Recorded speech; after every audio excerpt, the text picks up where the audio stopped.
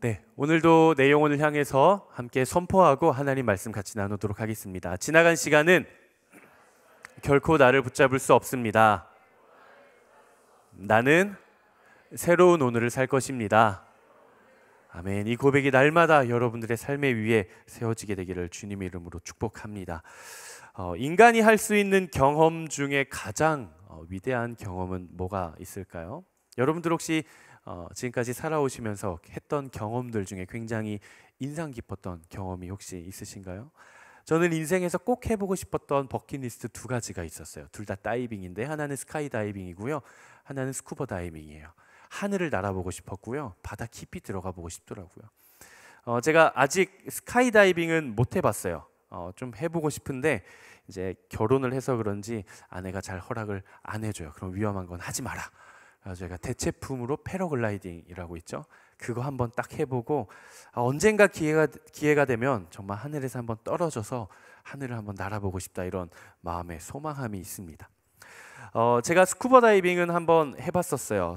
설교 때 제가 많이 나눠가지고 아마 아시는 분들도 계실 텐데, 스쿠버 다이빙은 자격증을 따본 경험이 있습니다. 그래서 공기통, 산소통이 아니고 공기통이죠. 공기통을 메고 이제 장비들을 다 메고 10kg짜리 줄을 허리에 두르고 이제 바닷속 깊이 30m까지 내려가서 이제 거기서 한 20분, 25분 이렇게 또 수영을 하다가 올라오는 그런 익스트림 스포츠예요. 바닷속에 들어가면요, 정말 그 황홀한 느낌이 있습니다. 여러분 왜 다큐멘터리, 바다 다큐멘터리 보시면은 들리는 숨소리 있잖아요. 이게 이 소리, 그 소리 제 숨소리밖에 안 들려요. 제 숨소리만 들리고 온통 바다예요. 그리고 내가 일상에서는 볼 수 없는 그곳에 내려가야만 볼 수 있는 어떤 물고기라든지 산호라든지 생명체라든지 풍경이라든지 환경이라든지 이런 것들을 참 보게 되는데, 그 경험의 기억이 신기하다를 넘어서서 참 하나님 만드신 창조 세계가 경이롭다, 경이롭기까지 합니다. 여러분들은 어떤 자연을 보면서 느꼈던 인상 깊었던 경험들이 어떤 것들이 있나요? 어떤 끝없이 펼쳐지는 드넓은 초원, 혹은 정말 조물주가 만들어 놓은 것 같은 겹겹이 쌓여 있는 어떤 협곡, 혹은 장엄하다 못해 정말 위대해 보이기까지 하는 그런 폭포, 여러분들은 어떤 경험들이 있으신가요? 이 질문을 조금 더 바꿔서 해보면, 인간이 이 땅에 태어나서 할 수 있는 경험 중에 최고로 위대한 경험은 뭘까요? 인간이 이 땅에 창조되고 이 땅에 태어나서 경험할 수 있는 경험 중 최고로 위대하고 장엄하고 위험 있는 경험. 물론 우리가 정말 그 자연 경관을 보고서도 하나님의 창조주를 경험하긴 하지만, 저는 단언컨대 인간이 경험할 수 있는 최고의 경험은, 따라합시다, 예배. 저는 예배라고 생각해요. 피조물인 인간이 나를 지어주신 창조주 하나님을 만난다라는 것. 제한적인 우리가, 시간과 공간에 갇혀 살아가는 우리가 시간과 공간을 초월해 계신 영이신 하나님을 만나고 느끼고 말씀을 들을 수 있다라는 것. 영이신 하나님과 피조물인 내가 인격적으로 교제를 할 수 있다라는 것. 그거야말로 인간이 경험할 수 있는 최고의 인상적인 경험이 아닐까 싶습니다. 폴 훈이라는 예배학자가 이렇게 한 줄로 예배에 대해 이야기를 했어요. 한번 같이 읽어볼까요? 시작. 이렇게 이야기를 해요. 예배의 현장은 계시와 응답의 만남이다. 너무 멋있지 않아요? 우리가 지난주에 배웠습니다. 계시가 뭐라 그랬죠? 먼 훗날 일어날 어떤 일들을 막 예언하고 예측하는 게 계시라 그랬나요? 그렇지 않았어요. 계시가 뭐였어요? 우리가 보고 싶다고 해서 볼 수 없는, 우리가 원한다고 해서 볼 수 없는 예수 그리스도, 하나님, 성령님을, 그분 스스로가 우리에게 자기 자신을 드러내 주시는 거. 그렇죠? 어디서 나온 얘기죠? 자기 자신을 어떻게? 드러내 주시는 거. 네. 우리는 볼 수 없어요. 그분이 자기 스스로를 나를 보여주시지 않으면 우리는 그분을 볼 수 없어요. 근데 그분이 스스로를 나에게 보여주시는 게 계시라 그랬어요. 그러면은 우리가 볼 수 없는 하나님을 우리가 봤죠. 계시를 해주셨어요. 봤어요. 거기서 나오는 우와, 이런 응답. 이 응답이 만나는 곳이 뭐라고요? 바로 예배라는 거예요. 예배. 이것이 예배예요. 가장 위대한 황홀경. 전 그렇게 표현하고 싶어요. 우리의 인생에서 경험할 수 있는 가장 위대한 황홀경. 저는 그게 예배라고 확언합니다. 사실 우리가 예배하지 못할 이유는 아무것도 없죠. 오늘은 예배에 대한 이야기인데요. 오늘은 여러분들이 가지고 있는 예배에 대한 생각들을 다 바꾸게 되는 시간이 되기를 축복합니다. 예배란 어떻게 드리는 겁니까? 음향을 갖춰야 예배할 수 있나요? 장소와 공간이 마련이 돼야 예배할 수 있나요? 찬양 인도자가 있고 싱어가 있고 악기가 있어야 예배를 할 수 있습니까? 그렇지 않죠. 예배는 어디서나 드릴 수 있어요. 그리고 예배는 언제나 드릴 수 있어요. 그리고 예배는 어떤 방식으로든 드릴 수 있어요. 여러분, 이 땅을 살아가면서 여러분들의 인생 가운데 예배자의 삶을 살고 싶지 않으십니까? 피조물인 내가 창조주인 하나님과 늘 동행하는 삶. 내가 무엇을 하든 하나님의 음성을 듣고 하나님의 뜻을 듣고 하나님의 마음을 느끼고 내가 그분과 소통하면서 그분과 교제하면서 함께 살아가는 그런 삶. 예배자의 삶. 여러분, 하나님을 진정으로 예배하고 싶지 않으세요?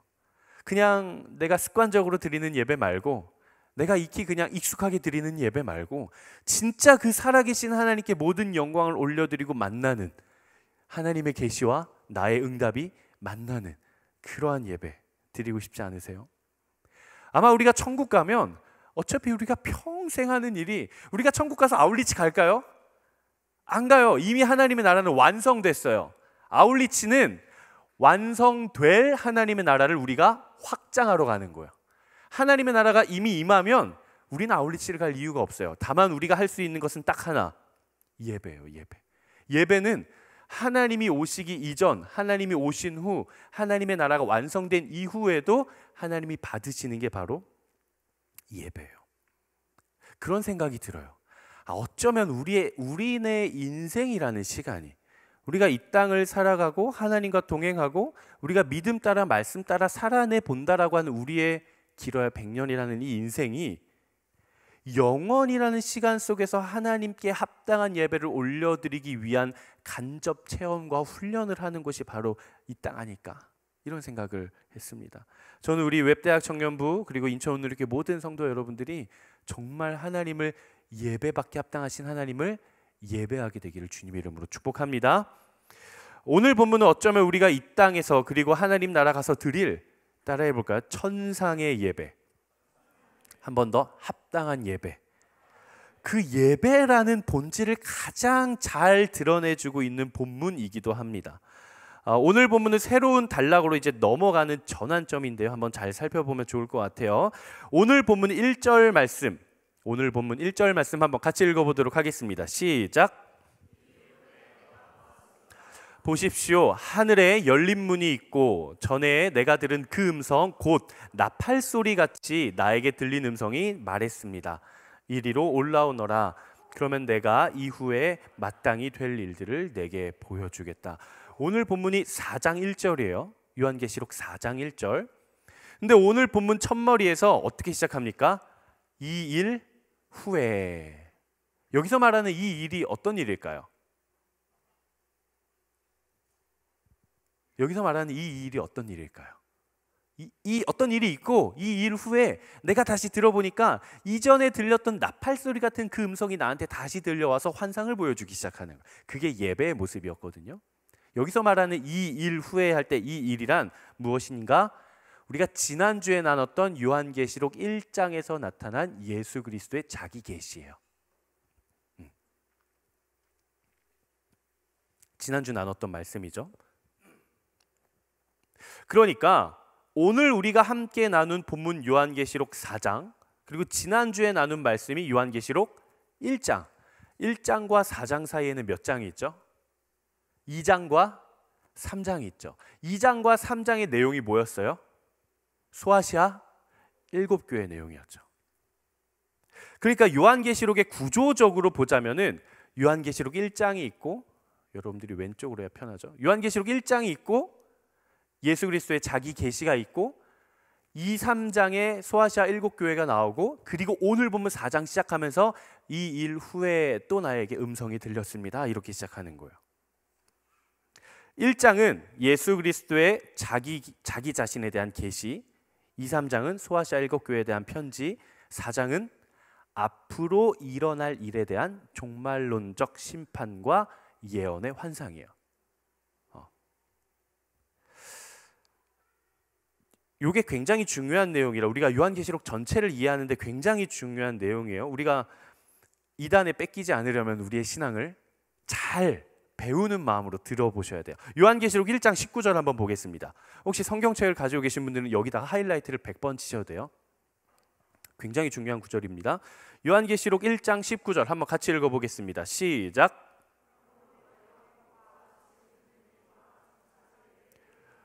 예수님이 말씀하세요. 요한에게 자기 자신을 다 드러내신 후에 마지막으로, 그러므로 지금 네가 본 것과 지금 있는 일과 장차 될 일을 기록하라.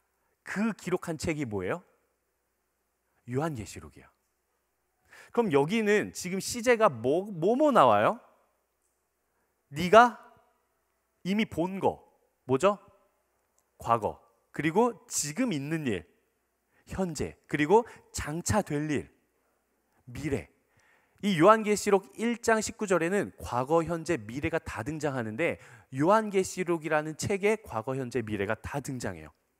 그러니까 여기서 말씀하시는 네가 본 것은 요한계시록 1장을 가리켜요. 예수님이 나타내 주심으로 요한이 이미 본 것, 예수 그리스도가 어떤 분이신지 네가 본 것을 기록하고, 그리고 예수 그리스도와 함께 대화 나누고 있는 그 지금 소아시아 7교회에 일어나고 있는 일들을, 지금 있는 일들을 기록하고, 그리고 장차 될 일, 먼 훗날 이루어질 일들을 기록하라라는 거예요. 그러니까 오늘 우리가 나눈 본문 이 요한계시록 4장은 우리가 지난주에 나눴죠. 요한계시록 1장, 네가 본 것과 그 전 2달간 나눴던 요한계시록 2장 3장, 현재 있는 일, 지금 있는 일, 그리고 장차 될 일 중에 미래적 일들, 장차 될 일 중에 전환이 되어서 가장 첫머리에 등장하는 본문이 바로 오늘 본문이에요. 이해가 좀 되세요?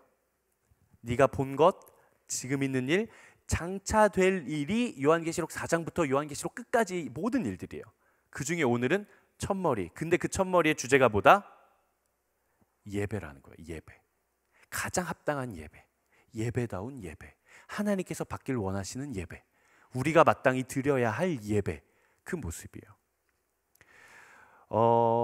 사실 우리가 소아시아 7교회 2달간 나눴는데 소아시아 7교회는 사실 어려운 내용이 없어요.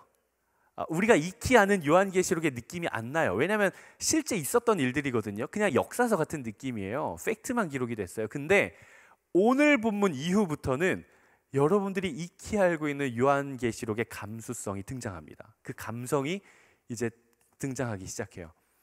요한계시록 4장 이후부터는 다 환상이에요. 판타지예요. 다 환상으로 보여주신 거거든요. 그래서 우리가 이제부터는 정말 정신 차리셔야 돼요. 요한계시록 4장 이후부터는 정말 깨어서 듣지 않으면 이상한 해석과 이상한 적용이 돼요. 아시겠죠? 옆에 계신 분들 한 번씩 흔들어 주세요. 정신 차려. 너도 환상 보고 있니? 정신 깨워주세요. 봐야 돼요. 자, 한번 오늘 본문에 나타난 천상의 예배의 모습이 어떤 모습인가, 하나님께서 직접 보여주시고 예수님께서 직접 말씀해 주신 그 예배의 모습이 어떤 모습인가 한번 오늘 하나씩 살펴봅시다. 오늘 본문 2절 3절 말씀 한번 같이 읽어보겠습니다. 2절 3절 시작. 나는 순식간에 성령에 사로잡히게 됐습니다. 보십시오, 하늘에 보좌가 있는데 그 위에 누군가 앉아 계셨습니다. 그 앉으신 이는 벽옥과 홍옥 같고 무지개가 보좌를 둘러싸고 있는데 그 모습이 에메랄드 같았습니다. 지금 이 내용이 역사적 사실이라고요? 요한이 본 환상이라고요? 환상이에요, 환상. 자, 먼저 사도 요한이 순식간에 성령에 사로잡히게 됩니다. 성령 충만해졌다라는 거예요. 성령 충만이라는 것은 성령께 사로잡히는 거예요. 내가 성령한테 사로잡혀 버리는 거예요. 근데 우리가 사로잡히기 위해서는 보고 들어야 돼요. 관심이 없는 게 아니라 나에게 들려주시는 음성을 듣고 보여주시는 것들을 봐야 하나님의 음성에 집중하고 말씀을 듣기 시작할 때 성령의 충만이 임하는 겁니다. 사도 요한이 성령의 충만함을 가지고 바라보니까 하늘에 보좌가 있대요. 보좌. 성경책 있으신 보좌에다가 동그라미 100개를 치세요. 보좌. 보좌. 그리고 그 위에 누군가 앉아 계세요. 하늘에 보좌가 있었대요. 여기서 말하는 하늘은 어떤 하늘인가요? 하늘을 나타내는 단어 두 가지가 있죠. 영어 단어. 하나는 sky, 하나는 heaven. sky와 heaven. 제가 고등부 교사를 할 때인데 고등학생이 이제 그때 고등학생 친구가 저한테 고민 상담을 해왔어요. 그때 제가 형이니까 형. 선생님이기도 하고 형이기도 했어요. 근데 형이라고 부르라 그랬어요. 그냥 형, 저는 엄마가 말하는 게 이해가 안 가요. 왜? 무슨 말이 이해가 안 가? 우리 엄마가 이야기를 하는데요, 예수님이 다시 오실 때는 구름 타고 오신대요. 그러면은 예수님이 손오공이에요? 예수님이 구름을 어떻게 타고 오세요? 그러면 그 구름은 몇 인승이에요? 속도가 빨라요? 어떻게 타고 오시는 거? 이렇게 물어보는 거예요. 우리 찬양에도 있죠. 구름 타고 오실 분. 우리 주님 다시 오실 때 구름 타고 오신다 그랬거든요. 이 말의 의미가 진짜 예수님이 이렇게 균형 이렇게 잡으면서 구름 타고 이렇게 샥 내려와가지고 나다, 이런 의미가 아니에요. 아니에요. 그런 의미가 아니에요. 성경에서 구름은 하나님의 임재와 영광을 나타내요. 하나님의 임재와 영광. 그러니까 우리 주님이 다시 오실 때에는 그의 임재와 그의 영광 가운데 오신다라는 거예요. 저분이 다시 오실 주님이신가? 야, 네가 봤을 땐 어때? 그런 것 같아? 아닌 것 같아?가 아니라 누가 봐도 다시 오실 왕이시구나가 느껴지도록 영광 가운데 오신다라는 표현이에요. 이렇게 주님이 이렇게 서핑하듯이 구름 타고 이렇게 오시는 게 아니라는 거예요. 여기서 말하는 하늘도 스카이가 아니라 헤븐이에요. 스카이는 뭐예요?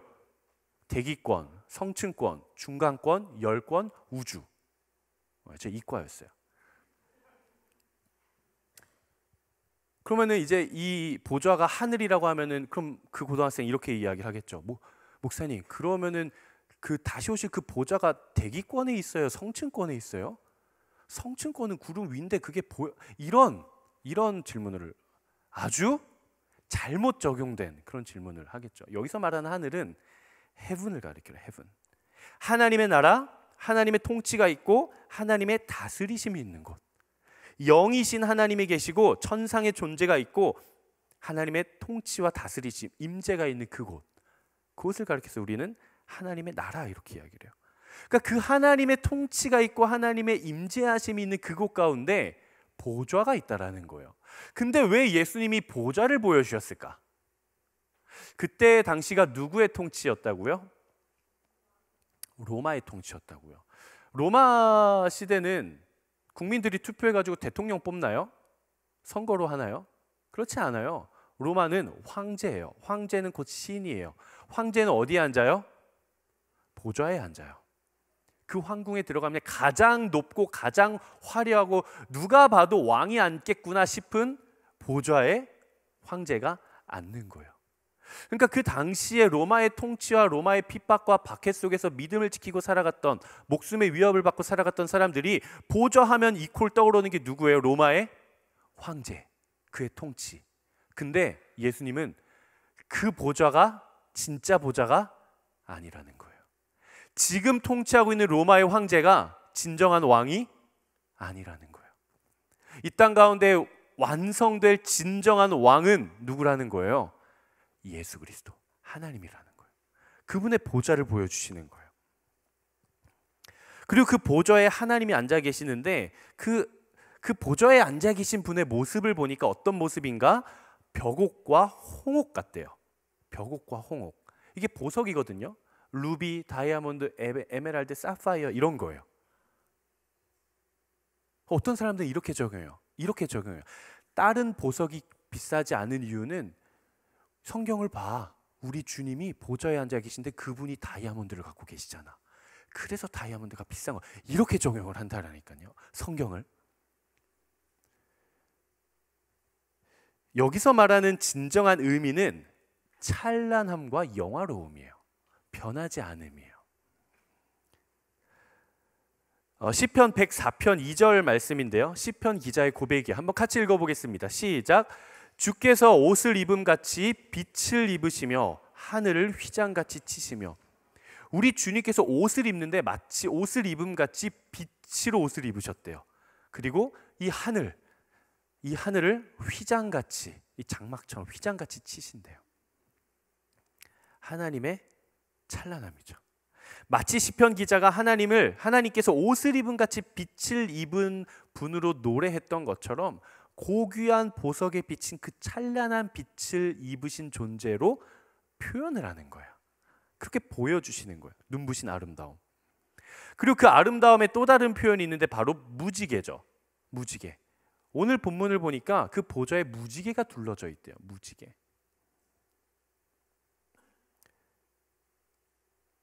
어떤 분들은 그렇게 이야기를 해요. 봐라, 우리 주님의 찬란한 그 보좌에 무지개가 둘러져 있지 않냐? 그러니까 우리 LGBT를 하나님이 옹호하시고 지키시는 거다. 이렇게 이야기를 해요. 굉장히 편향적인 적용이죠. 그 무지개의 의미를 알아야 돼요. 에스겔 1장 28절 한번 같이 읽어보겠습니다. 에스겔 1장 28절. 여러분들이 성경 요한계시록에 등장하는 이 환상과 상징적인 표현의 의미를 알아야 돼요. 의미. 텍스트 그 자체가 아니라. 한번 같이 읽어볼게요. 시작. 그의 주변이 그렇게 밝게 빛났다. 이는 여호와의 영광의 형상의 모습이었다. 나는 그것을 보고 얼굴을 땅에 대고. 에스겔이 그렇게 고백하는 거예요. 에스겔도 환상의 책이죠. 에스겔도 환상의 책이에요. 비 오는 날 구름 속에 있는 무지개의 모습과 같이 그의 주변이 그렇게 밝게 빛났다. 굉장히 시적인 표현이죠. 너무 아름다운 표현이에요. 그러면서 이렇게 이야기해요. 이는 여호와의 영광의 형상의 모습이었다. 나는 그 영광 앞에 섰을 때 내 얼굴을 바닥에 대고 엎드릴 수밖에 없었다. 이렇게 이야기를 해요. 하나님의 보좌에 대한 묘사죠. 하나님이 얼마나 높으신 분인지, 하나님이 얼마나 아름다운 분이신지, 하나님이 얼마나 위엄 있으신 분인지, 하나님이 얼마나 찬란하고 영화로운 분이신지 그걸 표현해 주는 거예요.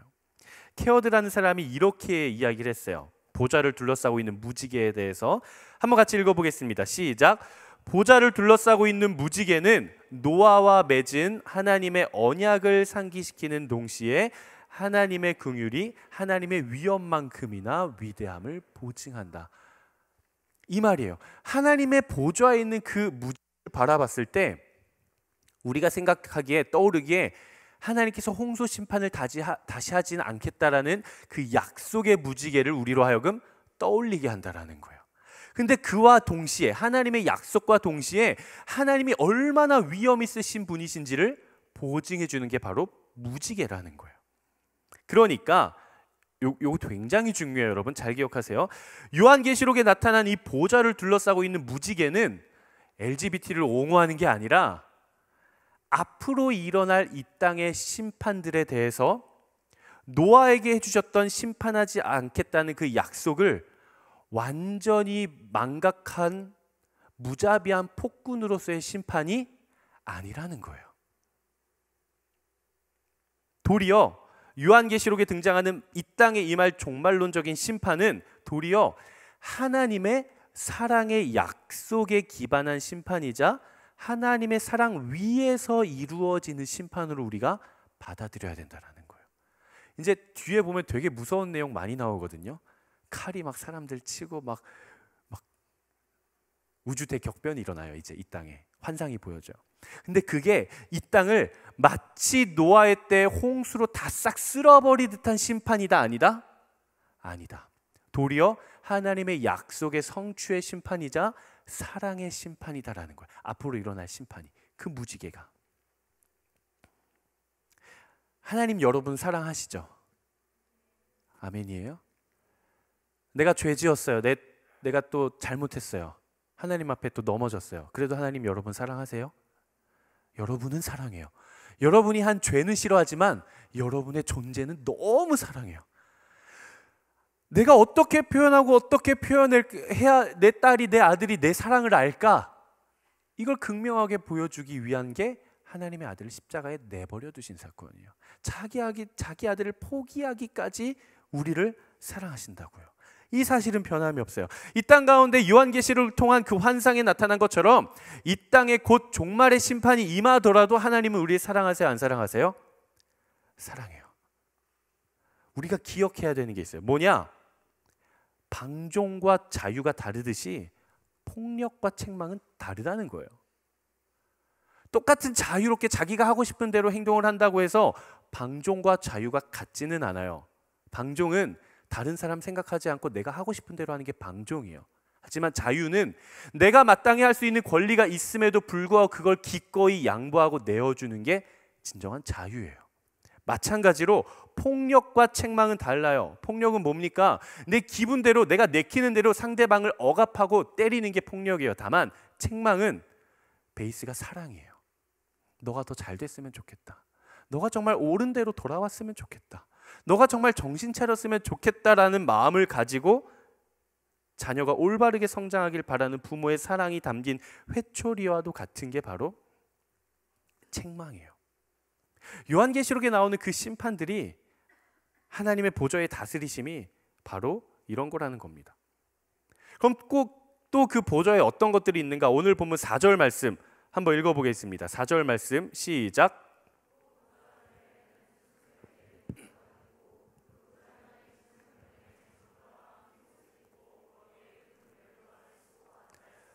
보좌가 이렇게 있고 그 보좌 둘레에 24개의 보좌가 있고 그 보좌에 24명의 장로가 흰 옷을 입고 금면류관을 쓰고 앉아 있대요. 여기서 말하는 24개의 보좌와 24개의 장로는 어떤 의미일까? 어떤 의미일까? 하나님의 백성 전체를 가리키는 겁니다. 하나님 안에 거하에 있는 하나님의 백성 전체를 가리켜요. 성경에는요, 특별히 이제 요한계시록과 같은 묵시문학 책들에는 숫자가 가지고 있는 상징이 있어요. 성경에서 12라는 숫자는 온전함을 나타냅니다. all, 전체. 구약의 지파가 몇 개죠? 12지파죠. 신약의 제자가 몇 명이죠? 12제자예요. 그래서 이 12와 10이라는 숫자가 더해져 만들어진 숫자 24, 그리고 24라는 장로는 하나님 안에 거하는 하나님 나라의 백성 전체를 의미하는 겁니다. 에베소서 2장 5절 6절 말씀인데요. 제가 한번 읽어보도록 하겠습니다. 허물로 죽은 우리를 그리스도와 함께 살리셨고 또 함께 일으키사 그리스도 예수 안에서 함께 하늘에 앉히시니. 허물로 죽은 우리를 그리스도와 함께 죽이시고 그리스도와 함께 다시 살리셔서 하나님 보좌 우편에 함께 우리를 그리스도 안에서 함께 우리를 앉게 하신대요. 그게 우리의 운명이에요. 하나님과 함께 천상으로 앉아있게 될 존재들. 요한계시록 2장 3장에 소아시아 7교회가 나온다 그랬죠. 그게 상징적인 교회라고 했나요? 실제로 신천지가 요걸 차용해요. 소아시아 7교회에 나온 그 교회가 지금의 7명, 이 7명이 그 예언된 그 사람들이다. 이렇게 적용을 해요. 소아시아 7교회에 나왔던 앱서버두 사빌라 그 7개의 교회는 실제 튀르키예 지방 가운데 있었던 실제 존재하는 교회였어요. 1차적으로는 그 교회, 그리고 궁극적으로는 이 땅에 존재하는 모든 교회를 가리켜서 소아시아 7교회라고 이야기를 한다고 그랬죠. 그게 요한계시록 몇 장? 2장과 3장. 요한계시록 4장, 5장에 나타나는 무리들의 모습은 어떤 모습이냐면요, 이 땅이 아닌 천상에 있는 교회의 모습이에요. 이제부터 분위기가 달라진다 그랬어요. 이제는 땅을 바라보는 게 아니라 계속 하늘을 바라봐야 돼요. 요한계시록 2, 3장은 지상에 있는 전체 교회를 의미했다면 이제 4장 이후에 나오는 모습들은, 이 무리들의 모습은 장차 완성될 하나님의 나라에 들어가서 함께 예배할 천상의 교회의 모습을 나타냅니다. 그 하나님 나라의 거룩한 백성들이 천상의 교회가 하나님을 높이고 예배하는 모습이 나오거든요. 그들이 어떻게 예배하는지 한번 봅시다. 오늘 보면 6절 7절 말씀이에요. 6절 7절 말씀 한번 같이 읽어보도록 하겠습니다. 시작.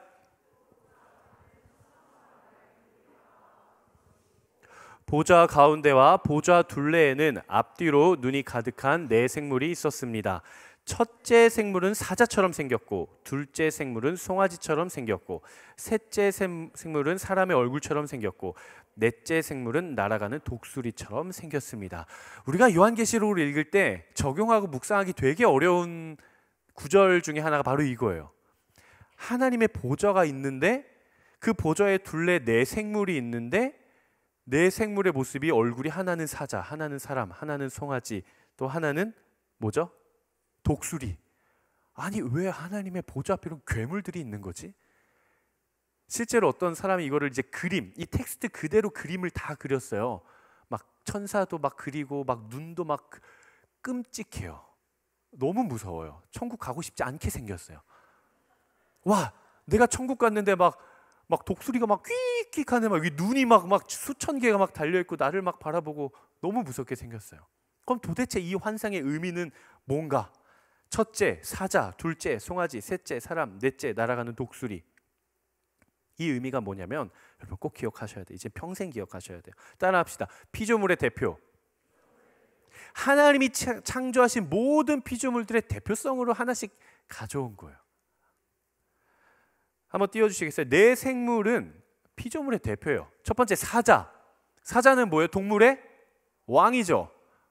권위와 존엄을 나타내요. 실제로 성경에서 우리 주님을 유다의 뭘로 표현해요? 유다의 사자.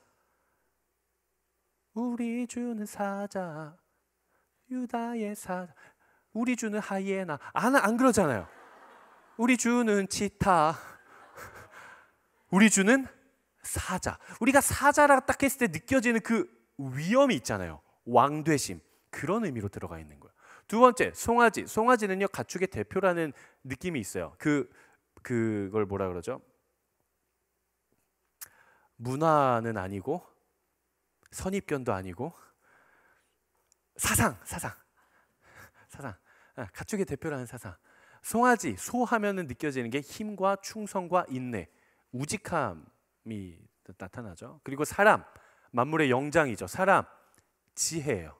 지혜, 이성, 사랑. 독수리, 하늘의 왕이죠. 독수리는 하늘의 제왕이에요. 독수리의 활동성, 용감성, 통찰력. 그러니까 이 네 동물만 하나님을 예배했다라는 게 아니라 하나님 이 땅에 있는 모든 피조물들의 대표성을 가지고 온 거예요. 그러니까 이 네 생물은 이 땅의 모든 피조물 중에서 가장 고상한 것, 가장 강력한 것, 가장 지혜로운 것, 가장 민첩한 것을 상징하면서 동시에 사람을 포함한 이 땅의 모든 자연계의 각 대표가 하나님 보좌 앞에 앉아 그분의 뜻을 성취하고 그분의 위엄을 예배한다라는 의미로 우리가 해석해야 돼요. 왜 얼굴이 사자일까? 왜 얼굴이 독수리일까? 그럼 사자가 누구지? 진짜 독수리같이 생긴 사람이 하나님을 이런 게 아니라 가장 핵심적인 건 바로 이거예요. 한번 같이 읽어봅시다. 시작. 이 땅의 모든 만물이 하나님의 뜻을 성취하고 하나님의 위엄을 예배하고 경배하게 될 거라는 거예요. 여러분 우리가 요한계시록 말씀을 계속 나눌 때 우리가 계속 붙잡고 가야 될 분위기가 있어요. 뭐냐면 요한계시록이 쓰여지고 전달될 때의 상황. 믿음을 지키면 죽게 되고 황제가 저 높이 있고 교회는 핍박받고 내 옆에 믿음의 동역자가 사자밥이 되고 죽어나가는 그런 상황에 하나님이 보여주시는 거야. 결국 진정한 왕은 하나님이시고 이 땅의 모든 만물은 하나님만을 경배하고 예배하게 될 것이다. 이걸 말씀해 주시는 이 확신. 오늘 본문 8절 말씀 한번 같이 읽어보겠습니다. 8절 말씀 시작.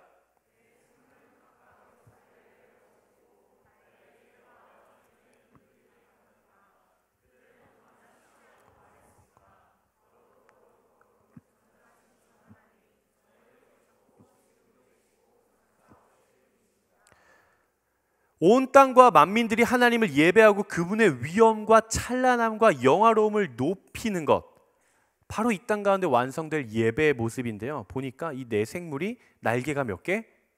날개가 6개. 그리고 날개 둘레와 안쪽에는 뭐가 가득하다? 눈이 가득하대요. 독수리가 날개가 있는데 여기 눈들이 막 가득한데 밤낮 쉬지 않고 거룩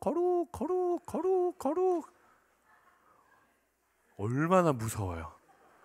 잠 좀 자고 싶은데 독수리가 내 옆에 와서 거룩 얼마나 무서워요.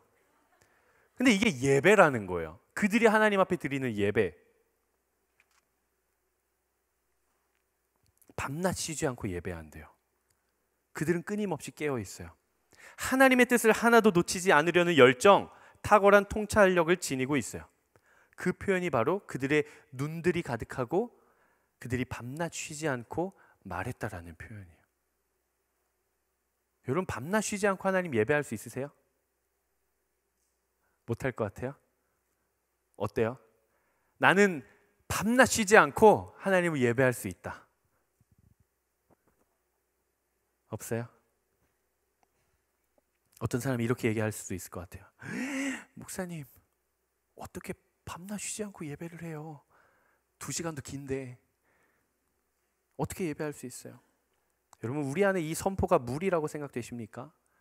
내가 어떻게 밤낮 쉬지 않고 하나님을 예배할 수 있지? 나 못할 것 같은데 라고 생각하는 이유는 이 생각 안에 갇혀있기 때문에 그래요. 예배는 어떤 특별한 행위로 보기 때문에 그래요. 예배는 이거야. 예배는 이 행위야. 그러니까 밤낮 쉬지 않고 예배한다라는 것, 내가 밤낮 쉬지 않고 이 행위를 계속하는 게 예배야. 쉬지 않고 하나님 계속 찬양하고 쉬지 않고 24시간 쉬지 않고 여기 앉아가지고 설교 듣는다고 생각해봐요. 차라리 거룩 그게 더 귀엽지. 밤낮 쉬지 않고 계속 24시간 내내 하나님 찬양한다라고 생각해봐요. 24시간 기도한다고 생각해봐요. 힘들죠? 지치죠? 부담되죠? 왜 그래요? 예배는 곧 이 행위가 예배라고 생각하기 때문에 그래요. 예배는요, 이제 여러분들의 생각을 완전히 디스트로이 해야 돼요. 완전히 파괴해요. 그리고 다시 세워야 돼요. 예배는 행위가 아니에요. 예배는 찬양을 부르고 기도를 하고 말씀을 듣고 이런 행위만을 가리켜서 예배라고 하지 않아요. 그럼 어떻게 예배해야 될까? 밤낮 쉬지 않고 하나님을 예배할 수 있는 아주 유일한 방법 딱 한 가지가 있어요. 궁금하세요? 내가 밤낮 쉬지 않고 하나님을 예배할 수 있는 유일한 방법 하나 있어요. 뭐냐? 바로 내가 살아있음이 곧 예배가 되는 삶이에요. 내가 살아있는 것 자체가 하나님의 영광을 나타내는 예배가 되는 삶. 여러분, 이거 꼭 기억하십시오. 내가 어떤 예배의 행위를 해야지가 아니라 나의 살아있음이 곧 하나님을 높이는 예배가 되는 그런 삶. 여러분, 우리 주변에 살면서 심정지 오는 사람은 없어요. 정말 이머전시한 상황 빼고, 응급 상황 빼고, 그러니까 사고를 당했거나 다쳤거나 질병 이런 상황 빼고 노멀한 상황 속에서 심정지가 오는 사람은 없어요. 내가 의지하든 의지하지 않든. 여러분, 여기서 심장 멈춰보세요 한다고 해서 숨은 참을 수 있는데 심장은 그냥 계속 뛰는 거예요. 우리 중에 누가 숨모임 하다 말고 순장님, 저 잠깐 호흡 좀 쉬다 올게요. 호흡 좀 멈췄다 올게요. 이런 사람 없어요. 순장님, 저 잠깐 생 좀 마감하고 올게요. 다시 올게요. 이런 사람 없어요. 나 잠깐 나 심정지 타임. 이런 사람 아무도 없어요. 생명은 늘 뛰는 거예요. 삶은 늘 지속되는 거예요. 살아있음이 곧 삶이죠. 이것처럼 우리가 살아있음이 곧 예배가 되는 삶, 그것이야말로 우리가 이 땅 가운데 하나님의 나라를 온전히 붙들고 평생 살아가야 될 모습이에요.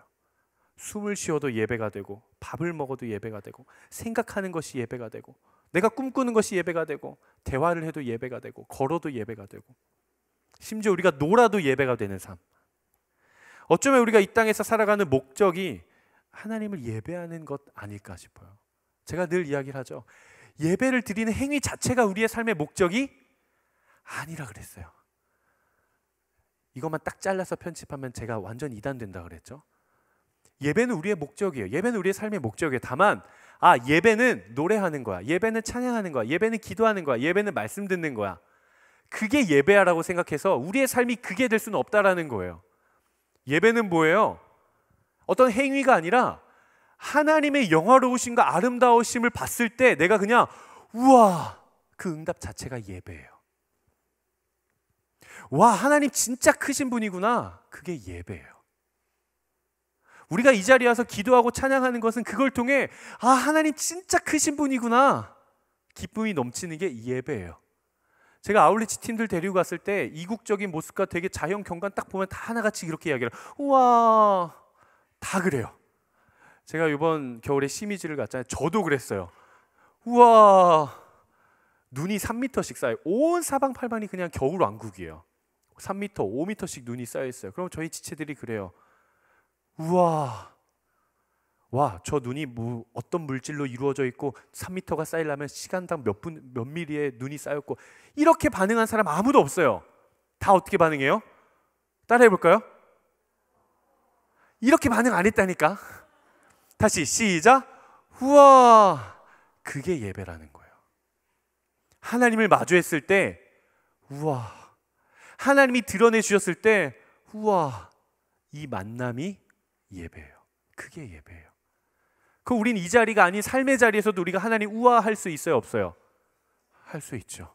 큐티하다가도 우와, 길 가다가도 우와, 자연을 보고도, 하늘에 떠가는 새 2마리를 보고도 우와. 그런 삶이야말로 예배자의 삶입니다. 우리의 인생의 궁극적인 목적이에요. 여러분 기억하십시오. 하나님을 예배할 때 상황으로 예배하지 마십시오. 내 삶의 상황으로 하나님을 예배하지 마십시오. 2번째, 내 감정대로 예배하지 마십시오. 내가 기분 좋고 만족스러울 때 하나님 영광 받으시고, 내가 기분 나쁘면 하나님 영광 못 받으시고, 우리 하나님 그런 분 아니에요.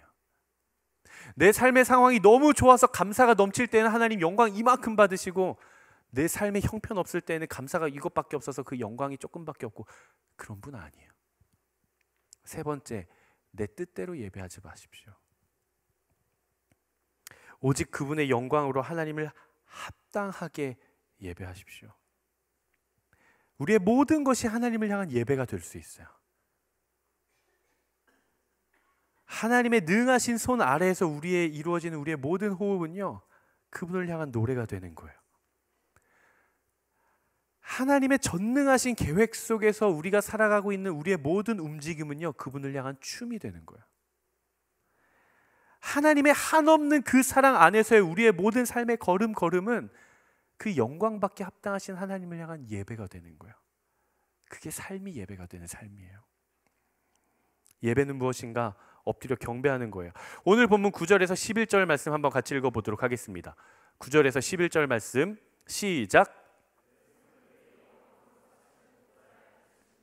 영광과 감사를 드릴 때 24명이 장로들은 보좌에 앉으신 분 앞에 엎드려 영원토록 사시는 분께 경배하고 자기들의 면류관을 내려놓으며 말했습니다.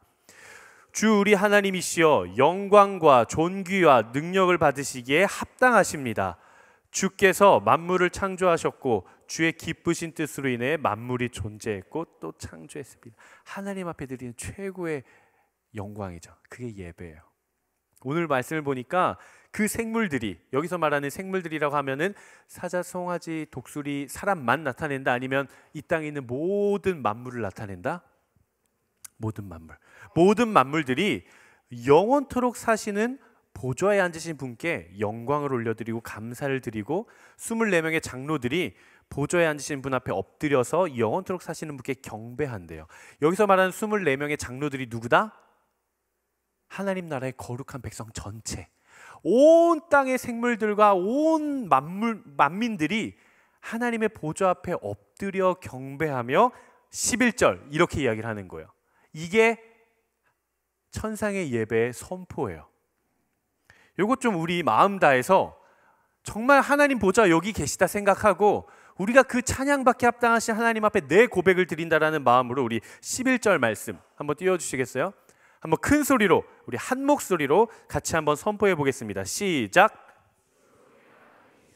영광과 존귀와 능력을 받으시기에 합당하십니다. 주께서 만물을 창조하셨고 주의 기쁘신 뜻으로 인해 만물이 존재했고 또 창조됐습니다. 아멘이시죠? 우리 그 하나님 앞에 영광의 박수 올려드리십시다. 예배는 엎드려서 경배하는 거예요. 에스겔에 이야기했죠. 그 찬란한 보좌의 무지개를 바라봤더니 하나님의 영광의 형상의 모습이요 내가 그 앞에 섰을 때 엎드려 얼굴을 땅에 대고 경배할 수밖에 없었다. 여러분, 우리가 하나님의 영광을 보면요 엎드릴 수밖에 없을 거예요. 전 그렇게 믿어요. 그 찬란한 빛, 그 위엄을 보면 엎드릴 수밖에 없을 거예요. 교회는 세상 가운데 세상의 죄에 오염되지 않은 거룩하고 정결한 존재들입니다. 교회란 하나님의 보호하심 가운데 그 영광을 함께 누리는 존재예요. 그게 교회예요. 건물이 교회가 아니라, 조직이 교회가 아니라, 프로그램이 교회가 아니라 하나님의 영광에 함께 참여하는 자들이 누구라고요? 교회예요. 이 땅의 교회가, 이 땅의 모든 성도들이 세상 가운데선 초라하고 보잘것없어 보인다고 할지라도 우리는 마침내 하나님의 그 영광스러운 모습 속에 함께 참여하게 될 거예요. 그게 교회고, 그게 저고, 그게 여러분이에요. 그게 우리예요. 이 소망이 있기 때문에 우리는 세상에서 그리스도를 따르며 받는 고난과 환난이 찾아온다고 할지라도 우리 그거 기꺼이 기쁨으로 맞아줄 수 있는 것입니다. 사랑하는 우리 웹대학 청년부의 여러분, 그리고 인천 온누리교회 성도 여러분, 삶이 힘들죠. 삶이 쉽지 않아요. 예수 믿는 삶은 더 힘들어요. 근데 그럼에도 불구하고 낙심하지 않을 것은 장차 우리는 그 보좌 앞에서 그분께 모든 영광을 돌려드리며 영광에 합당한 자로 살아가게 될 것을 알기 때문에요. 그 영원한 나라를 소망하며 삶이 예배가 된 여러분 되시기를 주님의 이름으로 축복합니다. 말씀을 좀 마무리하려고 하는데요. 여러분들은 여러분들의 인생이 회복되기를 원하십니까? 내 인생이 좀 변하기를 원하세요? 무엇인가 달라져도 좀 달라지기를 원하세요? 우리의 인생이 회복되고 우리의 영혼이 회복되고 우리의 마음이 회복되는 곳은 어디입니까? 예배의 자리예요. 우리의 인생은 예배를 통해 회복되는 거예요. 예배의 자리를 포기하지 마십시오. 말씀의 자리를 포기하지 마십시오. 기도의 자리를 절대 포기하지 마십시오. 예배는 단지 주일날 이곳에서 드리는 이 시간뿐만이 아니라 앞으로 이 시간 이후에 여러분들이 삶의 자리로 돌아가 일주일간 살아낼 그 모든 삶 전체가 하나님 앞에 드려지는 예배예요.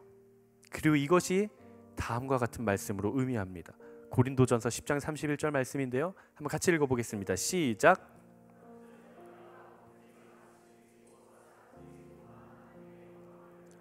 그런즉 너희가 먹든지 마시든지 무엇을 하든지 다 하나님께 영광을 돌려라. 골로새서 3장 17절 말씀 한번 읽어보겠습니다. 시작. 또 무엇을 하든지 말에나 일에나 다 주 예수의 이름으로 하고 그를 힘입어 하나님 아버지께 감사하라. 아멘. 여러분 기억하십시오.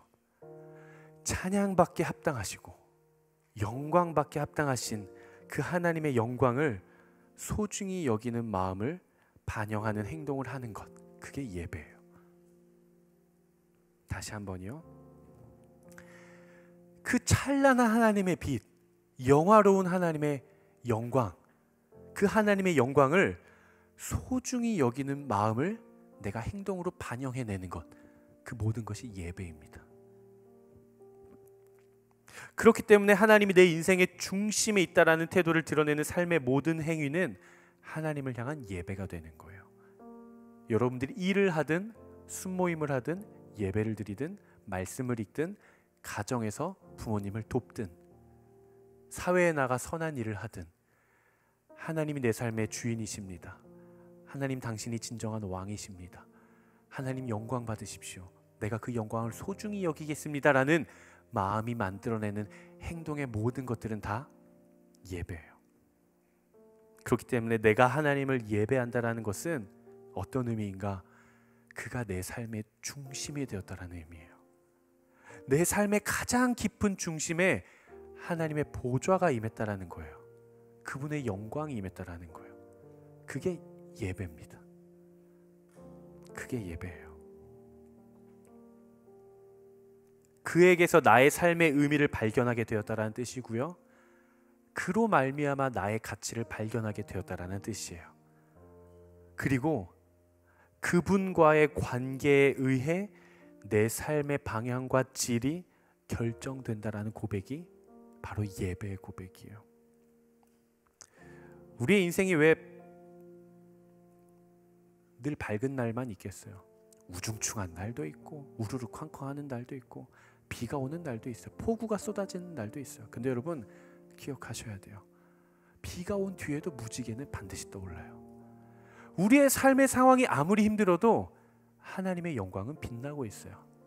내가 하나님을 떠난 그 순간에도 그분의 위엄은 찬란하게 빛나고 있어요.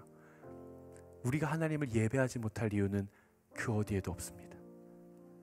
우리가 하나님의 영광을 높여드릴 수 없는 이유는 아무것도 없어요.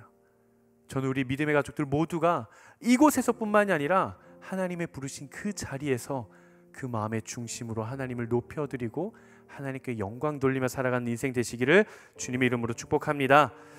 우리 같이 함께 말씀을 붙잡고 기도할 건데요. 먼저 함께 찬양했으면 좋겠습니다. 하나님, 내가 정말 왕 되신 그분의 위엄을 높여드리며 그분의 영광을 경배하는 그런 예배자가 되겠습니다 하시는 분들 자리에서 한번 일어나 보시겠습니까?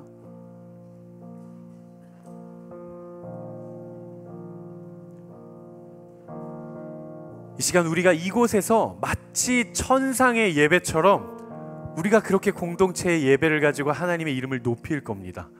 그분의 존재를, 그분의 위엄을, 그분의 영광을 이 시간 높이며 나아갈 거예요. 우리 함께 찬양하며 나아가도록 하겠습니다.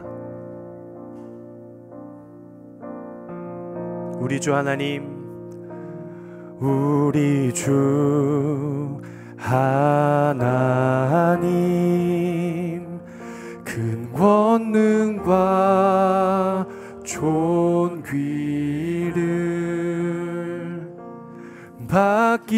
받기에 합당하신 지금 여기 계신 하나님, 온 천지 만물을 지으시고 다스리는 큰 권능과 능력으로 주의 말씀 이루시리. 거룩거룩하다.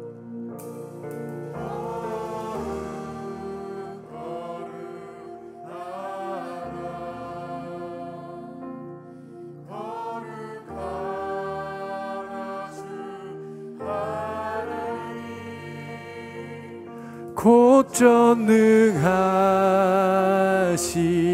이여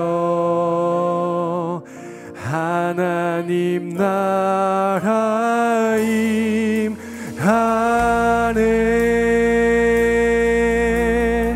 주 임재하실 때 우리 모든 영광을 높입시다. 아멘. 모든 만물 경배하리. 모든 권세 물러가네. 오셔서 다스리소서.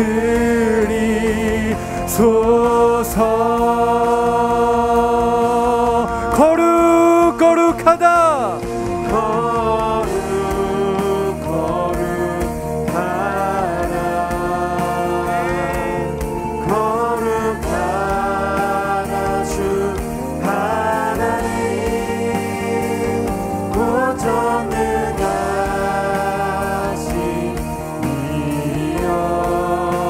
다시 한 번 더 우리 거룩하신 하나님의 이름을 높이며 나아갑니다. 거룩거룩하다.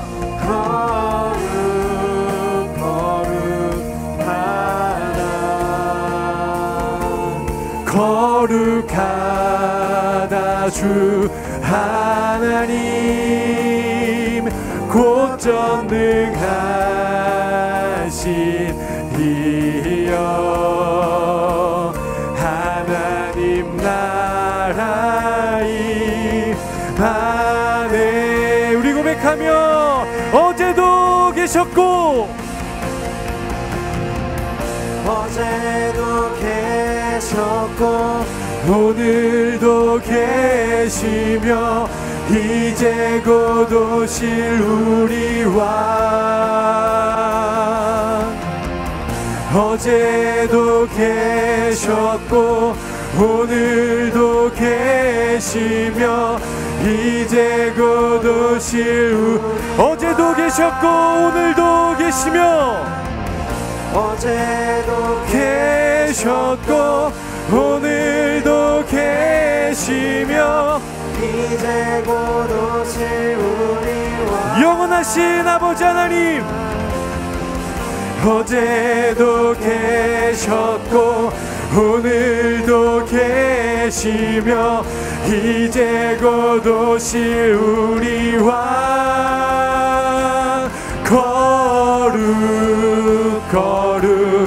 거룩하다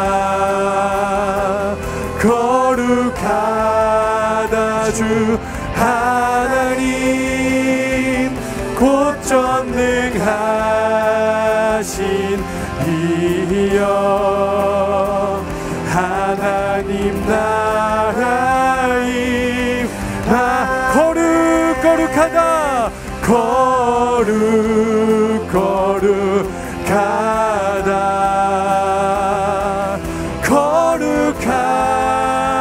주 하나님 곧 전능하신 이여 우리 시간 두 손을 높이 들고 하나님의 영광과 위엄을 높입시다. 거룩하다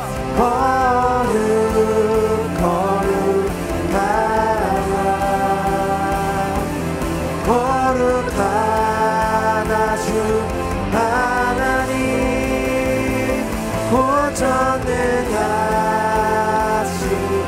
이여 우리 시간 우리의 모든 삶의 왕 되신 그분을 경배하며 우리 주님은 거룩하다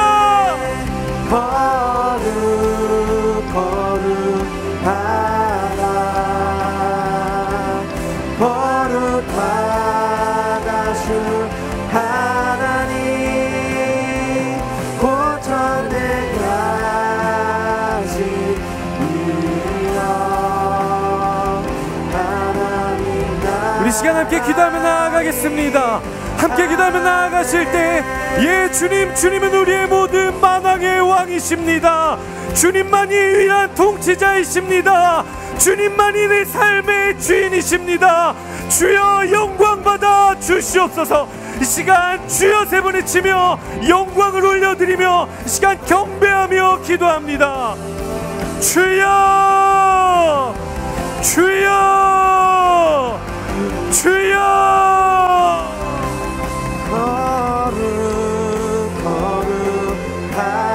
하나님 우리가 주님을 높이며 나아갑니다. 오 주님 영광 받아 주시옵소서. 오 주님 일하여 주시옵소서.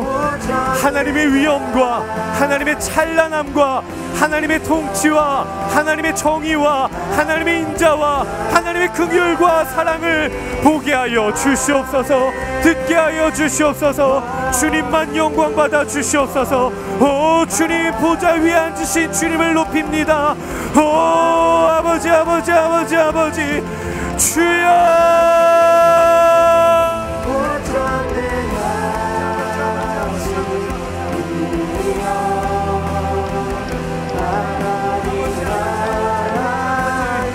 오 주님 우리의 삶의 주인이 되어 주시옵소서. 주님은 능하신 주님이십니다.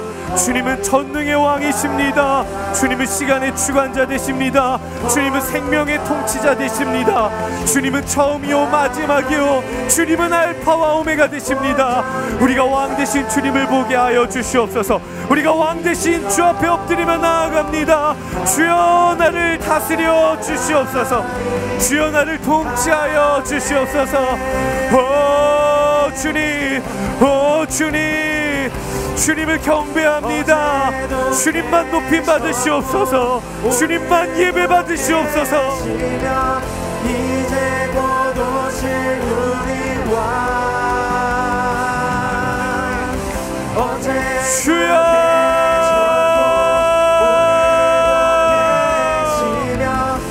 하나님은 높으신 분이십니다. 하나님 완전하신 분이십니다. 하나님 거룩하신 하나님이십니다. 하나님 완전한 분이십니다. 하나님 왕이십니다. 주여 영광 받으시옵소서. 주여 우리의 모든 영광 주님만 받아주시옵소서. 아버지 아버지 아버지 아버지 아버지 아버지 아버지, 우리가 주님을 높이며 나아갑니다. 하나님 영광 받으시옵소서. 주여 임하시옵소서. 주여 우리를 통치하여 주시옵소서.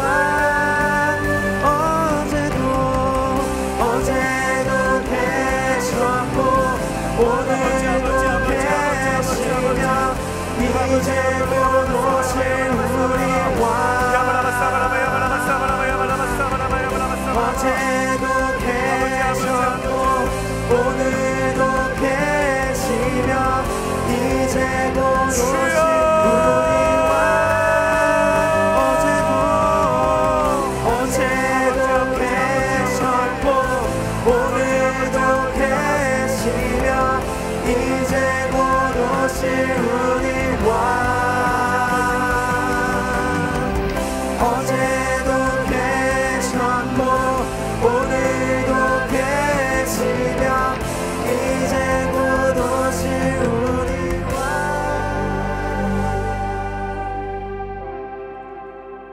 이 시간 한번 기도하며 나아갑시다. 여러분, 정말 우리의 삶이 하나님의 통치 가운데 임하기를 원하십니까? 여러분, 정말 왕 되신 하나님께서 내 삶을 온전히 사로잡기를 원하십니까? 여러분, 우리가 내려놓아야 할 것들을 내려놓아야 됩니다. 우리가 주께 맡겨드려야 할 것들은 맡겨드려야 돼요. 우리가 그분을 먼저 인정해야 됩니다. 예 주님, 당신이 왕이십니다.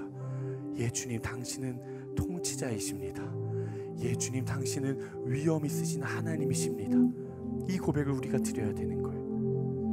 이 시간 함께 기도하며 나아갈 때, 하나님 내 삶에 찾아와 주시옵소서. 하늘의 강권적인 주권을 가지고 우리의 삶의 깊은 곳 가운데 침투해 들어오셔서 나를 다스려 주시옵소서. 왕의 통치가 임하기를 원합니다. 왕의 사랑이 임하기를 원합니다. 왕의 주권이 임하기를 원합니다. 주여, 내 삶을 드리오니 내 삶을 받아 주시옵소서. 이 시간 내 삶을 온전히 드리며 이 시간 주여 한번 외치며 기도하며 나아가도록 하겠습니다. 기도하겠습니다. 주여, 그의 성전에서 하나님 내 삶을 드립니다. 하나님 붙잡아 주시옵소서. 오 주님, 오 주님, 주여,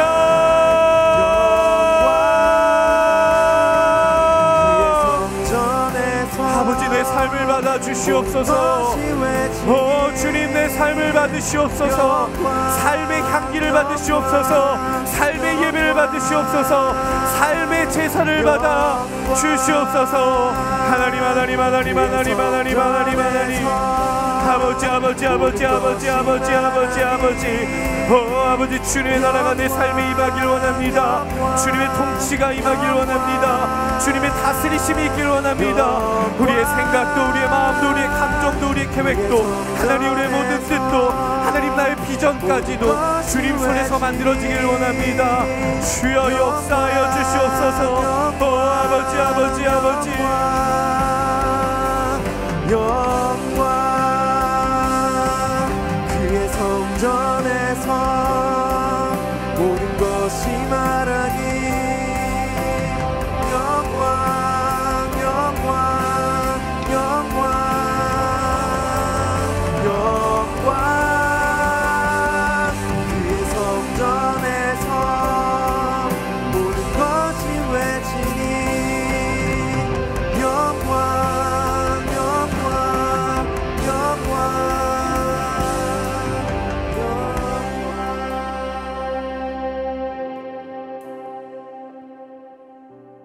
영광받게 합당하신 아버지 하나님, 우리가 하나님의 크심과 위엄을 얼마나 축소시키고 과소평가하였고, 마치 내가 하나님보다 더 위대한 것처럼, 마치 내가 크신 하나님보다 더 광활한 것처럼 그렇게 살아왔던 우리의 인생을 하나님 이 시간 돌아봅니다.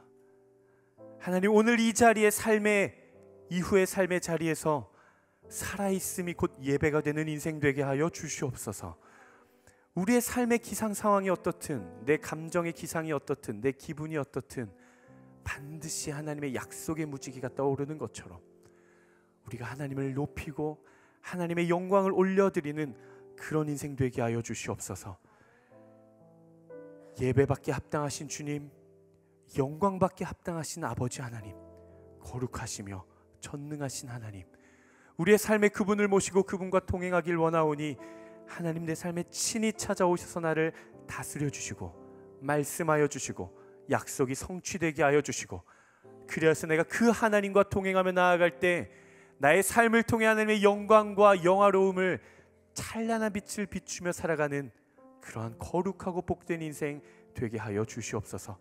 그렇게 우리와 함께 하실 것을 신뢰하며 거룩하신 예수 그리스도의 이름으로 기도드리옵나이다. 하며 우리 영광받게 합당하신 하나님께 우리 모든 박수를 올려드리겠습니다.